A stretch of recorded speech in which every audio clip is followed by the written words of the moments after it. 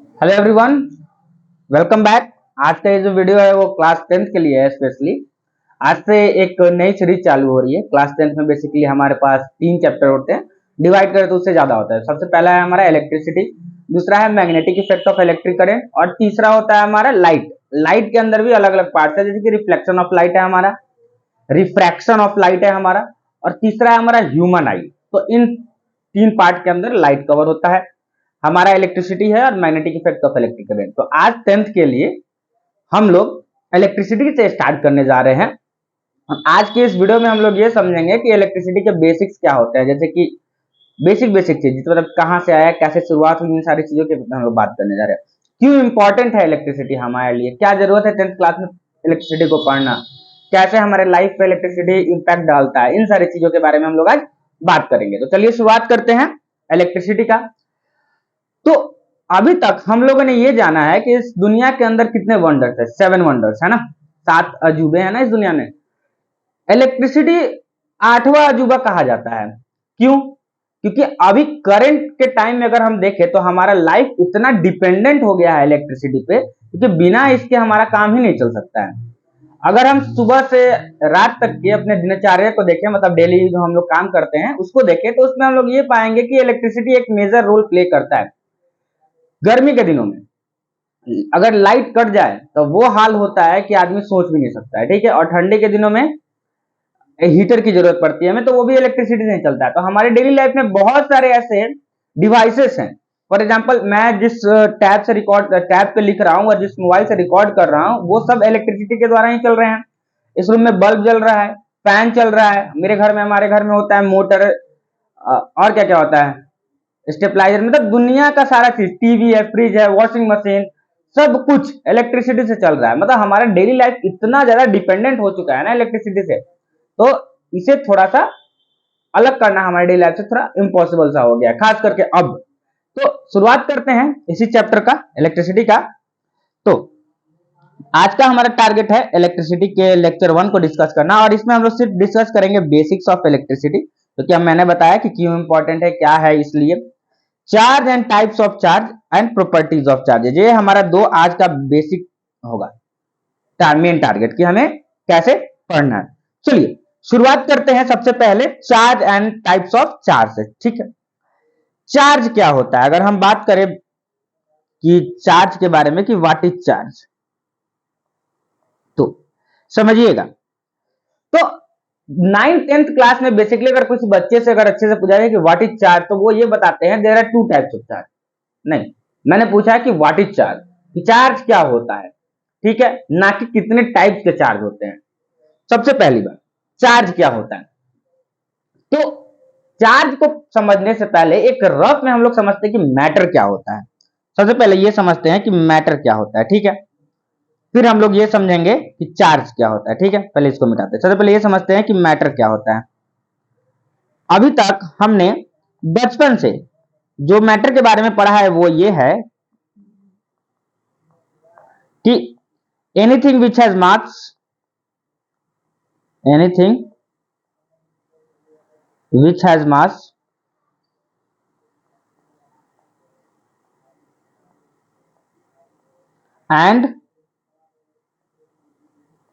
and occupy some space, occupy some space is called matter,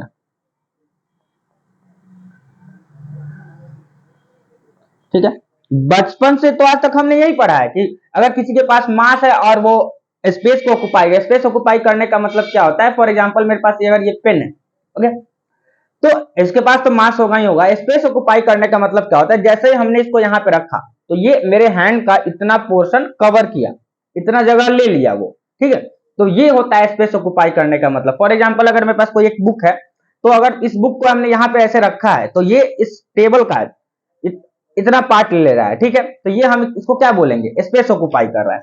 तो matter, किसी भी substance को मैटर तभी, कोई भी चीज मैटर तभी कहलाता है जब उसके पास कुछ ना कुछ मास हो और वो स्पेस ऑक्युपाई करता हो, ठीक है। पहली चीज, साइंटिस्ट ने ना एक कंक्लूजन निकाला। साइंटिस्ट ने बोला कि नहीं, मैटर होने के लिए सिर्फ 2 कंडीशन नहीं है। जैसे कि अगर मैटर, अगर हमें किसी को प्रूव करना है तो हमको बेसिकली क्या चाहिए था, मैटर। मैटर के लिए दो कंडीशन। सबसे पहला, मैटर के लिए दो चीजें, देखिए, एनीथिंग विच हैज मास, यानी उसके पास मास होनी चाहिए, और वो स्पेस ऑक्युपाई करना चाहिए। तीसरा साइंटिस्ट ने ये बोला कि नहीं, इन दोनों के अलावा भी एक चीज होना चाहिए, जो कि है चार्ज। क्या है? चार्ज। यानी कि अगर हम मैटर को देखें, मैटर का पोस्टमार्टम करें, मैटर को तोड़ा जाए, मैटर के अंदर चला जाए, तो मैटर के अंदर हमें बेसिकली तीन चीजें मिलेंगी। वो तीन चीजें क्या क्या होंगी? सबसे पहला होगा मास, मास। दूसरा होगा स्पेस, वो स्पेस ऑक्युपाई करता होगा। और तीसरा जो मोस्ट इंपॉर्टेंट चीज है ना, वो होगा चार्ज। अगर कोई एक सब्सटेंस मैटर है, for example if this pen is a matter, then इसके अंदर 110% श्योरिटी है कि चार्ज होगा ही होगा। पहली तो मैटर के अंदर तीन चीजें होती हैं, पहला मास, दूसरा वो स्पेस ऑक्युपाई करता है, और तीसरे जो सबसे इंपॉर्टेंट चीज है वो होता है चार्ज।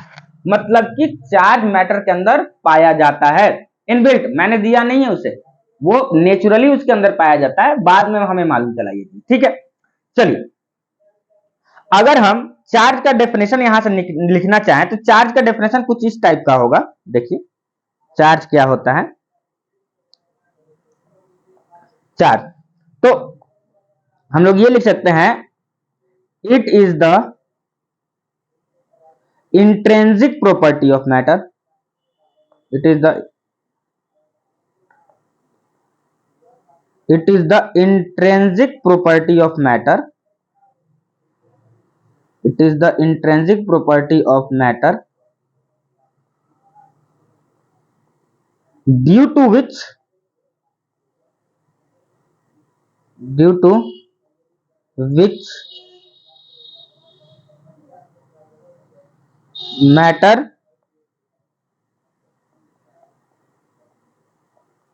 matter experience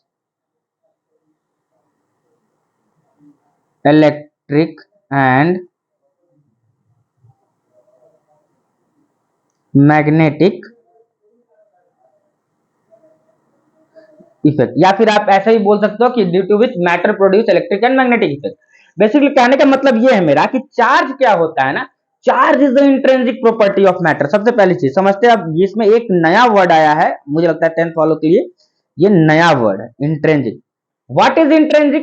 सबसे पहले सवाल यही है। तो देखिए, दुनिया का अगर कोई भी मैटर होगा ना, तो मैटर के पास दो तरीके की प्रॉपर्टी होती है, हर मैटर के पास दो तरीके की प्रॉपर्टी होती है। ठीक है, यहां पे समझते हैं, हर मैटर के पास दो तरीके की प्रॉपर्टी होती है, एक होता है इंट्रिंसिक और दूसरा होता है एक्सट्रिंसिक प्रॉपर्टी। समझिए, एक होता है इंट्रिंसिक, दूसरा होता है एक्सट्रिंसिक। इंट्रिंसिक प्रॉपर्टी उस प्रॉपर्टी को कहते हैं जो बाय गॉड मिला हो, ये इंट्रिंसिक प्रॉपर्टी उस प्रॉपर्टी को कहते हैं जो बाय नेचर मिला हो, बाय नेचर मिला हो, आप ये भी बोल सकते हो बाय गॉड मिला हो। ठीक है, दूसरा एक्सट्रिंसिक प्रॉपर्टी उस प्रॉपर्टी को बोलते हैं जिसमें बाय ह्यूमंस की वजह से आया हो। ठीक है, ठीक, जो बाय ह्यूमन, फॉर एग्जांपल ये दोनों का एग्जांपल समझो, तो जैसे कि मान लीजिए मेरे पास कोई एक ये पेन है, तो पेन कोई एक कंपनी बनाती है ना, तो वो कंपनी अगर चाहे तो इस पेन के कलर को व्हाइट कर सकती है, इस पेन के कलर को क्या कर सकती है, black, blue, red, green, yellow, जो चाहे वो कर सकती है। तो क्या इस पेन का कलर फिक्स है, नेचर ने बना के दिया है? नहीं, ये हमने अपने तरफ से चेंज किया है ना, तो ये हो गई एक्सट्रिंसिक प्रॉपर्टी। ठीक है, बट इस पेन का काम है लिखना, ये तो इसकी इंट्रिंसिक प्रॉपर्टी है, जब बनाया गया तभी डिसाइड कर दिया गया था इसका लिखना ही है। ठीक है, पहली चीज।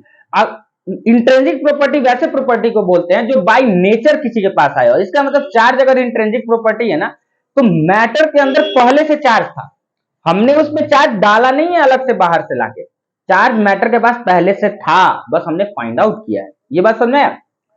दूसरी चीज, एक्सट्रिंसिक प्रॉपर्टी क्या हो सकती है? फॉर एग्जांपल अगर मेरे पास ये दूसरा समझते हैं कि मेरे पास अगर ये आप बुक है, तो बुक में अगर देखा जाए तो इस बुक में फिजिक्स लिखा हुआ है, हम अपने तरफ से चाहते तो इस बुक में क्या लिख देते, केमिस्ट्री लिख देते, बायो लिख देते, जो मन चाहे वो लिख सकते थे, है ना।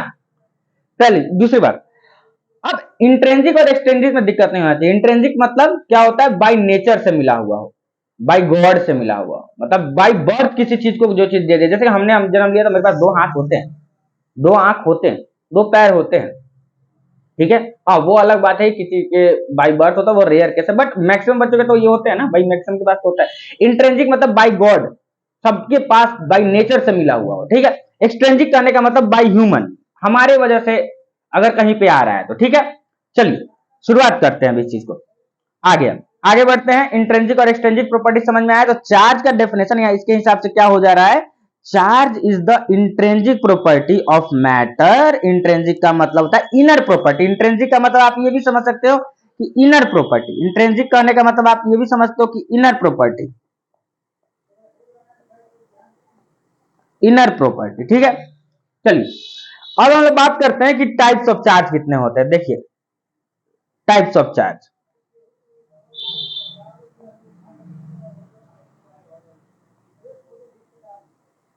Types of charge,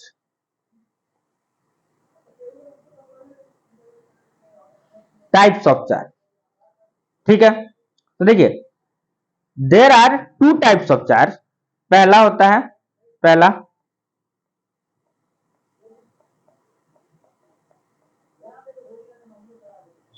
positive charge और दूसरा है नेगेटिव चार्ज। चार्ज भी दो टाइप का होता है, पहला पॉजिटिव चार्ज, दूसरा नेगेटिव चार्ज। अब समझते हैं पॉजिटिव चार्ज किसको बोलते हैं। फॉर एग्जांपल पॉजिटिव चार्ज का डेफिनेशन हमारे लिए होता है, पहला पॉजिटिव चार्ज होता है हमारे पास, क्या होता है, पहला होता है positive charge. Positive charge, positive charge का डेफिनेशन होता है deficiency of electron, deficiency of electron on a body is called positive charge,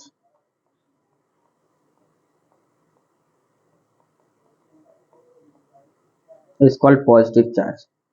कि इलेक्ट्रॉन की डिफिशियंसी हो, मतलब अगर कहीं पे इलेक्ट्रॉन की कमी हो किसी बॉडी में, नॉर्मल जितना इलेक्ट्रॉन होना चाहिए, फॉर एग्जांपल किसी बॉडी के अंदर नॉर्मल 10 इलेक्ट्रॉन होना चाहिए, बट वो 10 इलेक्ट्रॉन से अगर कम है तो वो बॉडी पॉजिटिवली चार्ज कहलाता है, यानी वो इलेक्ट्रॉन की कमी है किसी बॉडी के अंदर तो वो पॉजिटिवली चार्ज कहलाता है, ठीक है। दूसरा समझते हैं कि निगेटिवली चार्ज किसको बोलते हैं, निगेटिव चार्ज किसको बोलते हैं।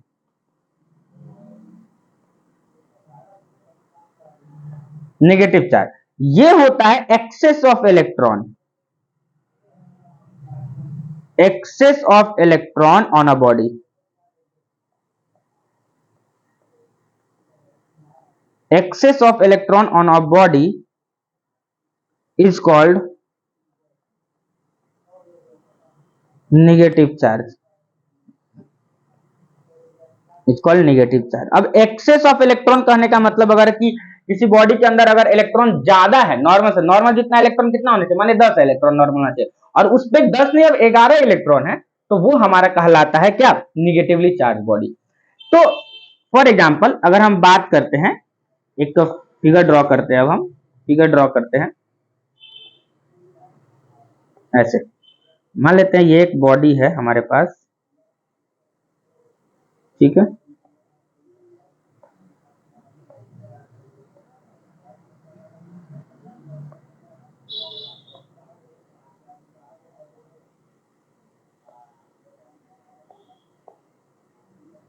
ठीक है, और एक ये बॉडी ड्रॉ करते हैं और एक तीन बॉडी ड्रॉ करते हैं, ठीक है। अब इसमें देखिए देखिए मान लेते हैं प्लस,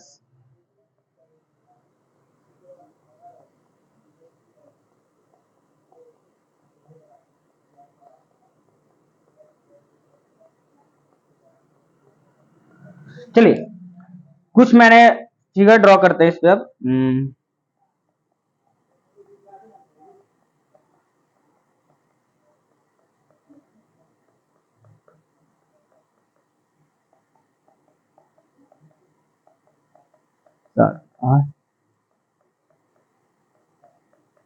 ये तीन फिगर से समझते हैं कि पॉजिटिवली चार्ज बॉडी और निगेटिवली चार्ज बॉडी में क्या डिफरेंस है। जरा समझिए इस चीज को। जैसे कि फर्स्ट वाले फिगर को हम लोग देखते हैं, फर्स्ट वाले फिगर का हम लोग नाम भी लिख देते हैं, लीजिए नाम भी लिख देते हैं, फर्स्ट, सेकेंड और थर्ड, नाम भी लिख दिया मैंने, ठीक है। पहले वाले फिगर को अगर हम ध्यान से देखेंगे तो इसमें एक चीज और समझ लेते हैं कि पॉजिटिव जो होता है ना, उससे हम किसको रिप्रेजेंट करते हैं और निगेटिव से किसको रिप्रेजेंट करते हैं, ठीक है। समझिएगा, इधर एक बॉक्स बनाते हैं और इसमें हम लोग लिख देते हैं पॉजिटिव का मतलब होता है और निगेटिव का क्या मतलब होता है। पॉजिटिव का मतलब होता है, पॉजिटिव जनरली क्या होता है, निगेटिव का मतलब होता है इलेक्ट्रॉन,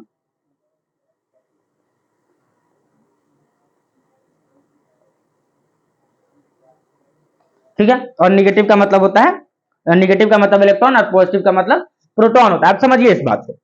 अगर यहाँ पॉजिटिव दिया हुआ है 1 2 3 4 5 6 7 8 9 10 11 12, इसका मतलब इस पे प्रोटॉन की संख्या अगर हम काउंट करना चालू करें तो आप हमको सिर्फ इतना बता दीजिए कि प्रोटॉन कितना है इसमें प्रोटॉन कितना है और इलेक्ट्रॉन कितना है।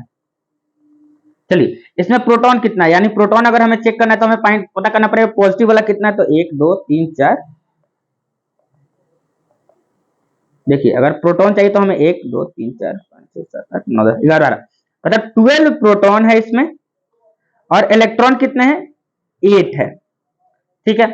चलिए फिर सेम उसी तरीके से यहाँ पे अगर हम बात करते हैं प्रोटॉन है कितने, इलेक्ट्रॉन कितने हैं, और फिर यहाँ पे बात करेंगे प्रोटॉन कितने हैं और इलेक्ट्रॉन कितने हैं, ठीक है।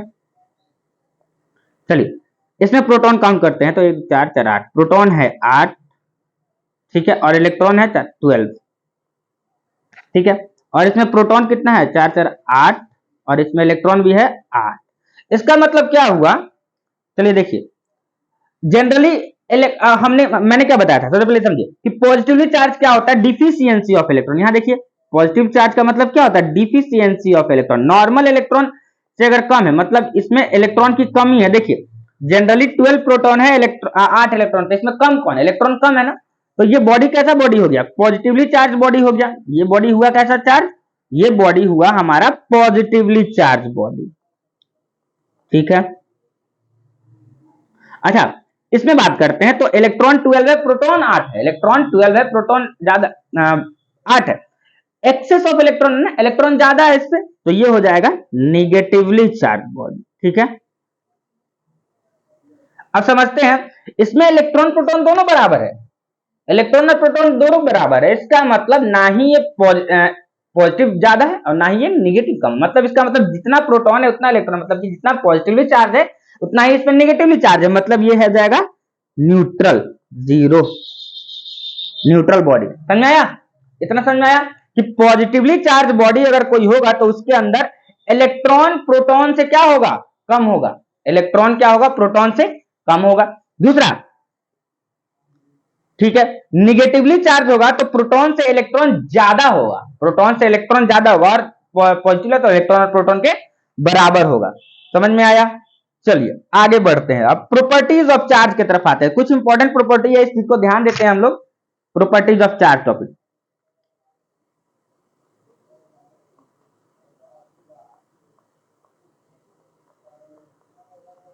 प्रॉपर्टीज ऑफ चार्ज,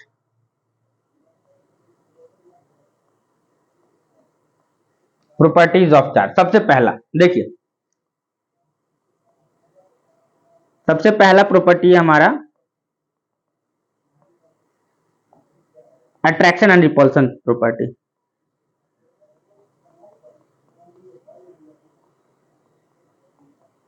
अट्रैक्शन या फिर रिपल्सन भी आप बोलिए इसको।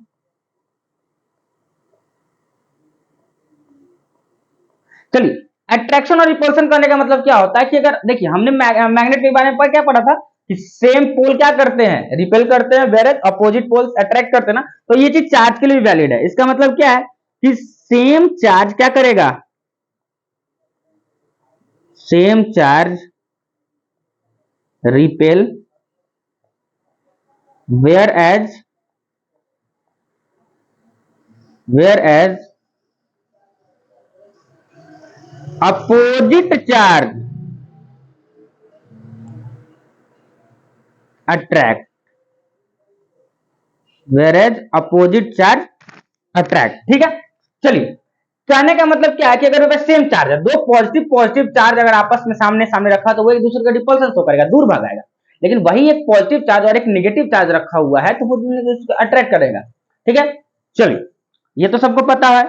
दूसरा प्रॉपर्टी होता है कि transfer charge are transferable. Charge are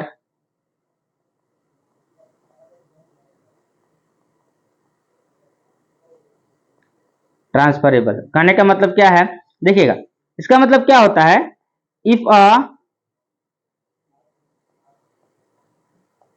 a charge body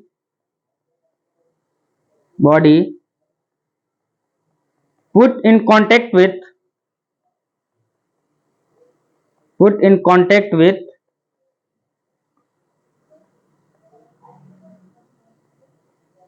uncharged body, then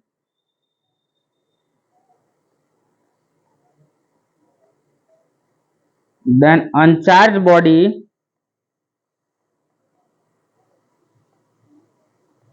become charge. तो वो अनचार्ज बॉडी कैसा हो जाता है, चार्ज हो जाता है। ठीक है, इस चीज को समझते हैं कि मान लेते हैं मेरे पास कोई एक चार्ज बॉडी है, उसको हम किसी अनचार्ज बॉडी से जब ले आके क्या करा दे, टच करा दे, मतलब उसके पास लेके चले जाए, तो वो अनचार्ज बॉडी जो है ना वो चार्ज हो जाएगा हमारा। ठीक है, इस चीज को। तीसरा जो हमारा सबसे इंपॉर्टेंट चीज है वो है, समझते हैं इनवेरियंस ऑफ चार्ज।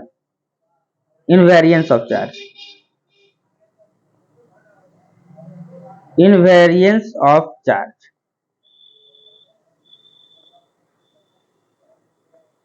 चलिए देखिए क्या लिखा, हाँ, charge on a body,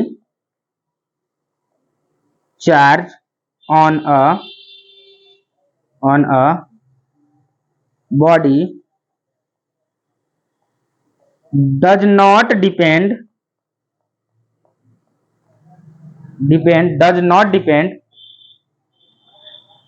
does not change, sorry, does not change होगा, does not change whatever be its speed। कहने का मतलब क्या है, मेरे पास समझिए, इस बात को समझिए कि मेरे पास मान लेते हैं एक चार्ज बॉडी, एक बॉडी है जिसमें कुछ ना कुछ एक्स अमाउंट ऑफ चार्ज है। उस बॉडी को मैंने एक साइकिल पे रख दिया और साइकिल को चलाना चालू किया, तो साइकिल का स्पीड बेसिकली क्या होगा, धीरे धीरे होगा। तो उस बॉडी पे एक्स अमाउंट जितना भी चार्ज था ना वो चेंज नहीं होगा, वो उतना ही रहेगा। फिर उसी एक्स अमाउंट वाले चार्ज को मैंने ट्रेन में रखा, तो उस पर जितना चार्ज था ना उतना ही रहेगा, मतलब साइकिल से स्पीड तो ज्यादा होगा ट्रेन का, उस पर भी चेंज नहीं होगा। उसको मैंने प्लेन में रखा, उस एक बॉडी को जिसपे एक्स अमाउंट ऑफ चार्ज है उसको मैंने प्लेन में रखा और प्लेन को चलाया, तो उस बॉडी पे जितना चार्ज है ना वो उतना ही रहेगा, वो चार्ज चेंज नहीं होगा।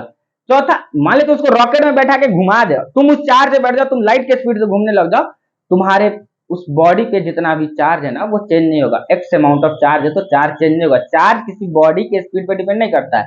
अगर मेरे बॉडी पे 100 चार्ज है, मान लेते हैं 100 चार्ज, ठीक है, तो मेरे कितना भी स्पीड हो जाए मेरा, वो चार्ज चेंज नहीं होने वाला है, कुछ भी नहीं होने वाला है, उस चार्ज के साथ कुछ भी नहीं होने वाला। वो जितना स्पीड था वो जितना चार्ज था उतना ही रहेगा, मतलब उसका मैग्नीट्यूड चेंज नहीं होगा, वैल्यू चेंज नहीं होने वाला है। ठीक है, चलिए दूसरा है, तीन हमने लिखा, चौथे के बारे में बात करते। चलिए अब देखिए चौथा नंबर, चौथा है हमारा additive of charge.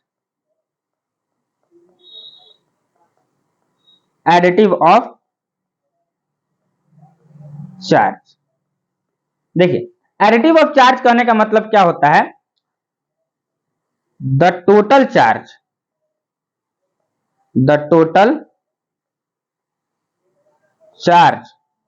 on a body is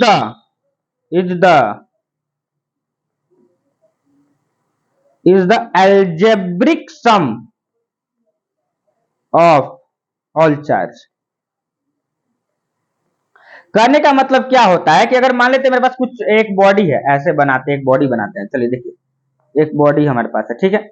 इस बॉडी पे टोटल है, मान लेते हैं मेरे पास कितना, -5 coulomb, +5 coulomb, -6 coulomb, +8 coulomb, -2 coulomb, इतना सारा चार्ज है, ठीक है।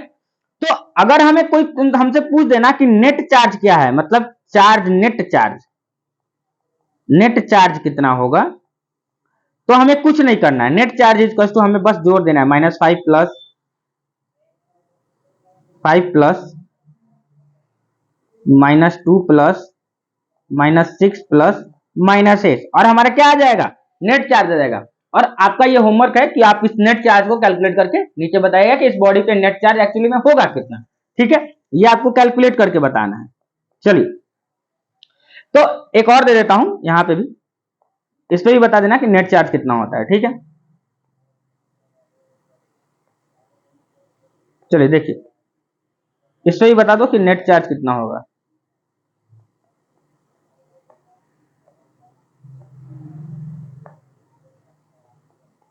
+5 +10 +30 -6 -9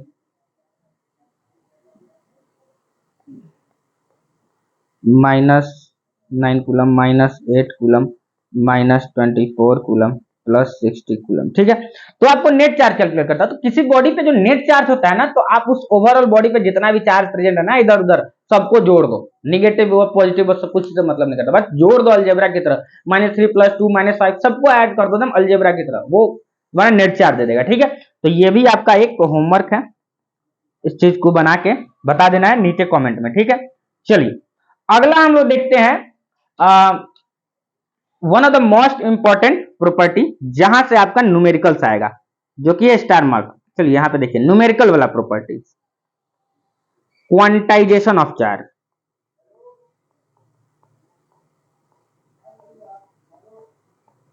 क्वांटाइजेशन ऑफ चार्ज, ठीक है। ये न्यूमेरिकल बेस्ड प्रॉपर्टी है। यहां से जो कॉन्सेप्ट आएगा ना, उससे हमें बेसिकली न्यूमेरिकल ज्यादा देखने को मिलते हैं, ठीक है। चलिए समझिए क्वांटाइजेशन ऑफ चार्ज क्या होता है। देखिए, ये कहता है the total charge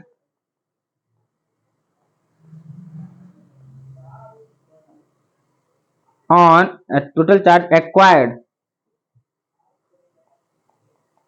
the total charge acquired by a body, acquired by a body is an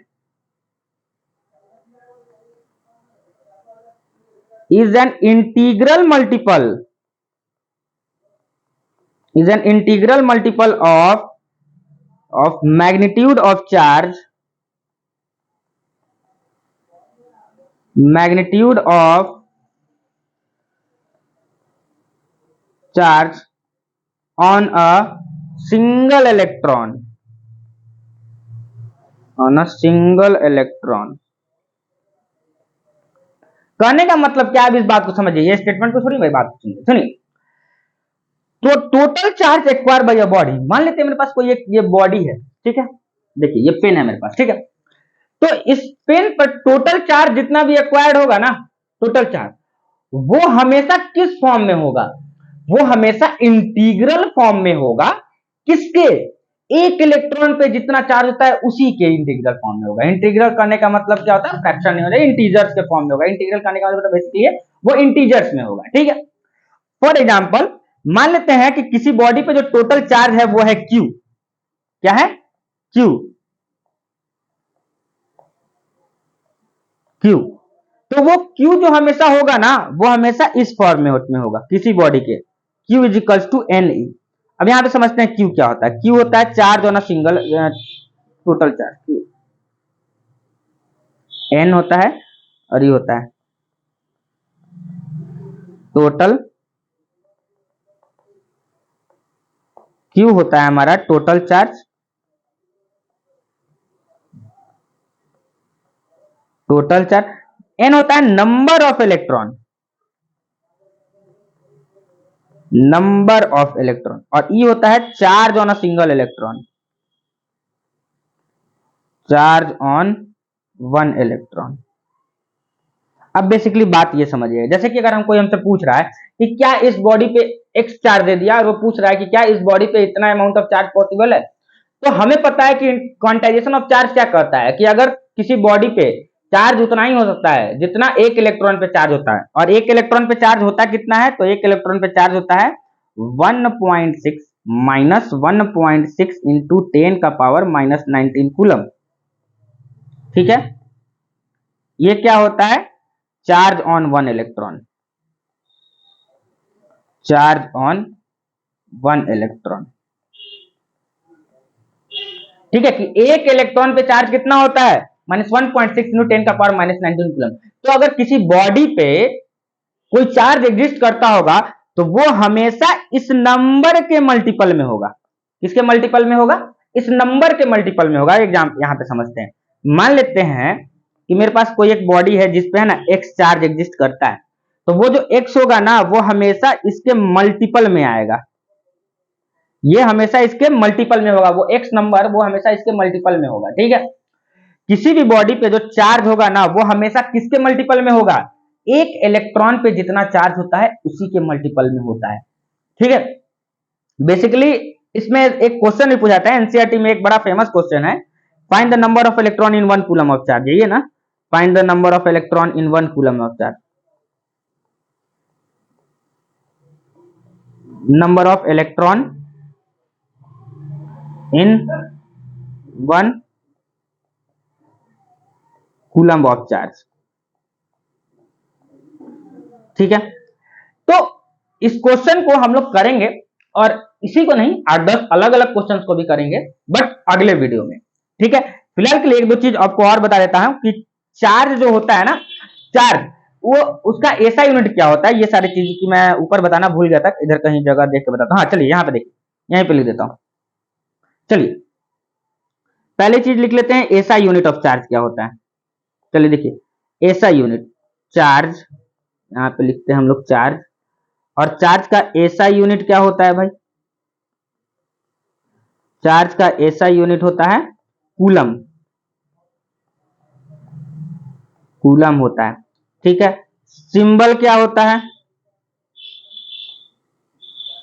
symbol होता है Q, और क्वांटिटी कैसा है,